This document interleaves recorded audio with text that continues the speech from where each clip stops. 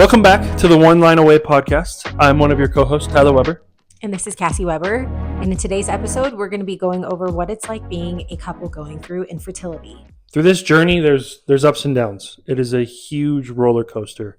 And one thing that we found out and have learned is that during that roller coaster, you guys have to be one.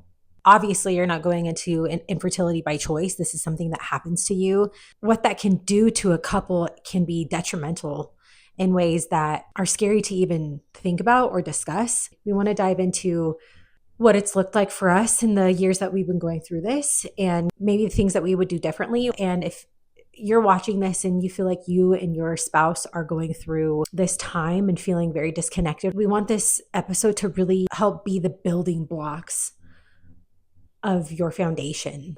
Your foundation as a couple before you started this journey should not deteriorate or go away because of the unknown of infertility.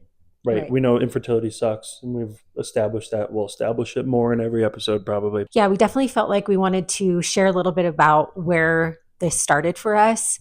We started trying 3.5 years ago, and when we started trying, we actually got pregnant on the first try. Unfortunately, that pregnancy, my very first pregnancy, ended in an emergency ectopic surgery. The pregnancy was not viable. The trauma that we both experienced from that was terrible. I can count on two hands the losses that I've experienced, and that is not a light sentence. That the more time that's gone by, it's gotten so much more difficult to navigate. The unknown of how many trials and tests and questioning how strong your marriage is. For us, I can speak on, we are beyond the strength that I ever thought we'd get to. The unfortunate part of that is it wasn't built on anything positive. It wasn't built on something that I'm proud of. I'm not proud of the losses that we've experienced, but what I am proud of is finding the courage to sit here and talk about it and hopefully help someone out there who needs us right now. I think I want to throw it back over to you of when we recognized that we were healing and grieving at different paces. Yeah, I would say during the first 2 years, specifically for me, during our first couple losses, there's a huge disconnect from the women's side versus the man's side. I was not grieving per se. I was more trying to take care of your feelings. It's still one of those where you're just like, I haven't made that emotional connection with the child yet, with the baby that's growing. Right. And while it's growing in you, you have that connection because you're like, oh my gosh, I have another life in me. Like, it's crazy. This perspective is so important because I think if you've experienced loss, on the girl side of it, you're going through the trenches. You are mind, body, soul going through that loss. During those 2 years, during that time, like now I see it, but there was moments where I was like, come on, like, let's go out. And you didn't want to go out. And now we can kind of rotate into the previous year and a half where I understand why you didn't want to go out, right? Like there was moments where I was like, dude, what the heck? Like, let's go do this. And you're like, no. And I was just like, oh, I remember I'd get all butthurt about it. Now, being in it and being in those emotions in that dark cloud, I was like, man, I was kind of a jerk. Yeah. I get it. It's not anything personal. It's just like, dude, I just want to stay home. In this instance, it takes me having to like live through it and go through it. And I was with you every day to be able to be like, wow, like that sucks. After all that, 3.5 years later, a lot of the things right now are just doing life may seem challenging, especially the last year and a half. I would say that it completely kind of changed me, right? During summer, I usually am outgoing and love hanging out and love golfing and a lot of that stuff. I mean, I still did, but I would say I didn't enjoy it as much as I have in the past, which is, it's hard to say, but looking back, like I love golf and I love hanging out with people. And during this last summer and spring and stuff, like when we were going through all this, it was something that I was just like, I didn't have any interest. It was, I wanted to be home. I didn't mind being home. And if you know me, I love being out and doing stuff. Yeah. So yeah, it took a toll for sure. It took a toll on me.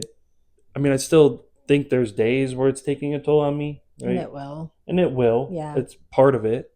It's not something that is you're ever just going to forget, but it is something that I'm working through. I think we're all working through. On the male perspective of this, is there anything that you like as far as advice is concerned? Like, what would you do differently? Sit there and try to put yourself in their shoes, because it's So, something that I'll never be in your shoes during an ectopic pregnancy. I'll yeah, never be in your shoes losing a baby. But it is, physically. don't discredit their feelings, right? That's a big thing. If you could get anything out of this episode today, I would say this is it right here. There is no timeline to healing and there is no timeline to grief. Like, let that sink in. If anyone has any type of expectation onto when you're supposed to be you again or when life is supposed to be okay again, it's not the right way to go about it. Yeah, this last year and a half has been wild. And I know we're not going to try to divulge into a majority of our story now, but we have done a couple transfers of IVF. And during that's when I understood the dark cloud. The connection. Yeah, the connection. It's me getting tested. It's you getting tested. You having surgery. Like there's so Yeah. much stuff. There's us showing up on Sunday morning at 8 a.m. and there's us showing up on Monday morning the next day and Tuesday. And like the amount of times you spend or the amount of hours you spend just driving there and being in that clinic It's all consuming. It's all consuming. Yeah. And especially after the first one, I was like, wow, that sucked. Right? Yeah. Especially because we didn't come out with our happy ending. Yeah. Yeah. Then we go back. We're back there for a double embryo transfer. And we take a picture. It's just like the littlest moments, like that I'll remember, but like I'll try to remember in a positive way, but then it's always comes back with that negative, like and got stab punch. just stab in the stomach, like yeah, every single time. And we had special moments with our doctor and just cool moments that I think you and I will both cherish. It's so unfortunate that some of those memories that are so beautiful, they feel so tainted. To this day, we have fallen under the bad side of every statistic possible. And to experience the loss, the amount of loss that we've experienced, and like you just can't wrap your head around it. And that's what's so hard about this journey is we have our own walk and you listening have your own walk, and then you have people in your life who are either trying or not trying to understand what you're going through. And there will always be a disconnect of lack of understanding because there's no words to meet up with how far this goes. Yeah, definitely. And it shows after living through it and now being able to look back and being able to be like, wow, that was dark moments, right? Yeah. Or being able to look back and be like, wow, that did take a toll on you. There was many days, especially on that last transfer, where I just felt like I put numbing cream all over my body. I felt like I was in third person, just like looking over and like walking through the motions. It's the one thing that's always on your mind. And I would say if there's anything, this is about just healing at a different pace. Like the healing that it took for me was I needed to get away. And there was a moment, I think, when you kind of realized, I'll give you the floor in a sec, but I think you kind of realized that I wasn't in a good place. And it was just one of those, like after a last transfer in my mind, and I didn't say anything to you like about this, but I was just like, I'm done for who knows how long. I don't know how long. Yeah. Like, I don't even want to think about this clinic or a clinic. When you feel like you have been backed up into a corner of what you have left that you can do, you feel like you're just running out of hope. I think that was our moment of we've done everything we could up to this point and we've been beat to nothing in so many areas of our lives. It was the moment where we looked at each other and we had failed in all ways up until that point that we could. It changed everything. Mm-hmm. It it took away so much of what we wanted and dreamt of. That became the hole that we had to dig ourselves out of. And unfortunately, Tyler and I had to dig ourselves out of that hole in separate ways, in different ways. I don't know if there's a way to do it together because it's just such a individual. It's different timing, I Yeah. would say. After the IVFs, for me, it was, whew, it was like a wave, right? And it Yeah. wasn't just a wave of water. There's a It tsunami. was like a tsunami with like a Yeah. ship in it that just smoked me. Yeah. And it was one of those where I had to learn how to get through it, how to mentally get through it, how to like emotionally get through it. If I could do anything differently, or if someone that's in that journey right now or in that specific phase or season, I wish that I could tell myself during that process. And if someone needs to hear this, I wish I would have been told to not punish myself so hard. I wonder if I made it even harder because I hated myself. Yeah, I was going to say, And don't learning, punish yourself and just remember, as hard as it is, to love yourself. yeah, that's what you took it right out of my Like mouth. you said, your body and your mind, and Learning to even love as for yourself the again husbands, is, like ugh. for the Well, husbands, like it's to remember huge. to love yourself, but also remember to like, Your worth. yeah, everything, like extra love your wife, extra love, just extra everything, right? If you've loved her 200%, love her 300%, right? Yeah. Because it's something that it takes a toll on everyone, right? When you're sitting there sticking your wife with needles everywhere, and it's just one of those things. Like every night you're doing this, and you're like, And "This is morning. real life." And morning, this is real life. Like, I will say, I know that this podcast isn't the most positive, and we did say that, but if you're someone that you're looking into or you will be going through some type of fertility treatment, there was some pretty cool things that we experienced together. yeah, And I think that though it was a very, if it would have worked for us up until this point, the beauty that we could find would look so much different than what we see now. Like the oh, lenses are yeah. different. If you had a positive outcome, the lens would be completely different. And I wish I could see that lens. I wish that lens was right in front of my face, but it's not. I have the lens of failure. And I hate to put it that way. And I don't want people to feel discouraged, but I want to touch on like the raw emotion and the very honest feelings that you go through. Allow yourself time to heal, and I think that's what you were kind of getting into, is allow it. Like you're on no timeline, and I think you've said that, but you're not on a timeline. You're on your own. Don't let other people tell you how to do it. Don't let us tell you how to do it.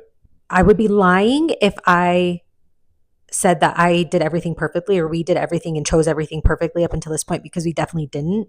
When you're listening to this part of the episode, we don't know if you even experienced loss or if you've experienced many losses. We don't know.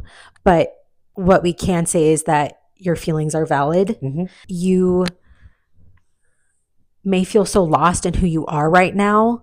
I still say these things that sometimes I can't carry the weight that I'm supposed to carry. Now, what do you do when you sit where Tyler and I sit today? Hopefully, you never have to. Hopefully, you never have to. But if you're listening in, you may be sitting where we're sitting, and obviously that looks very different. Every single story is so different. But what do you do when you sit where we sit? You've spent everything that could be spent. You've tried everything that you could try. You've done everything that you can do by a medical professional, by their recommendations. What do you do when you sit where we sit and not have our happy ending? That's going to be hard for me to process right now too. Yeah, I mean, the big thing is just going back to what this whole episode's about for me. It's unity, right? Yeah. Just sticking together. We're not going to have the all be all answers No, of everything. Of hey, this is what you do. You're going to get your baby. It's we're going to have just advice that can help you. Hopefully get you through it. Less days under a dark cloud, the better. Yeah. you know. And one of those big things is, I think, just the unity and support within the couple.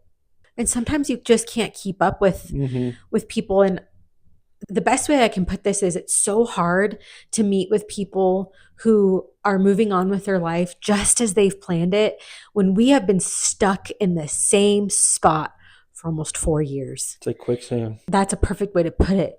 You're in quicksand. You can't, you even if you're trying your hardest, you're beat back down to the same spot every single time. I just want to feel normal. I want to feel normal to people around me. I want to feel normal.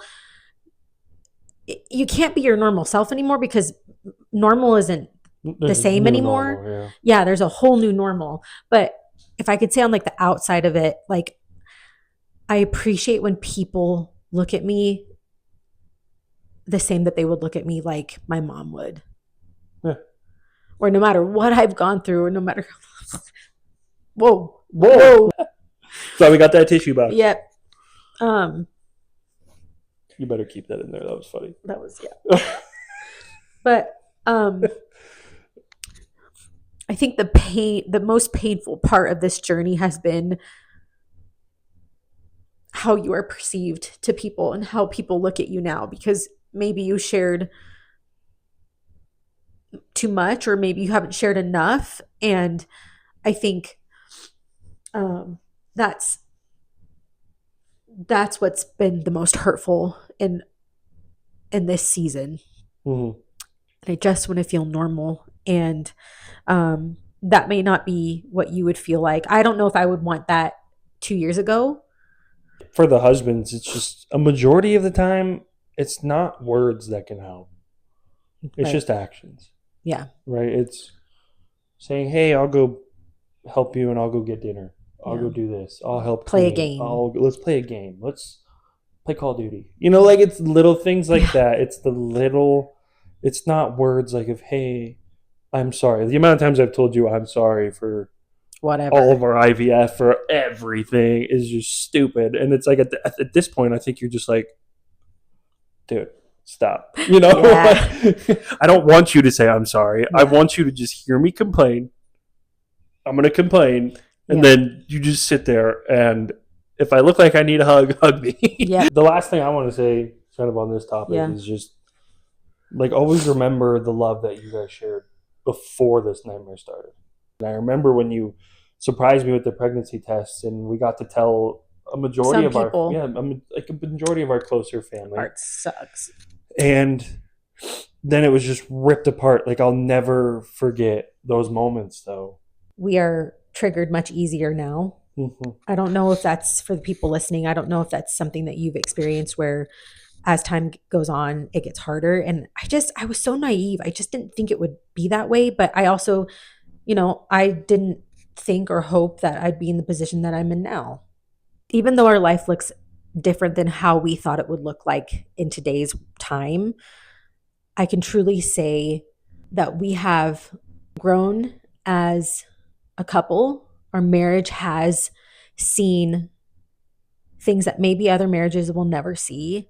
This can break you. And there's many times where I was not myself or Tyler was not himself. And, sometimes that really dark part of you just wants every good thing in your life to also fail, because why not?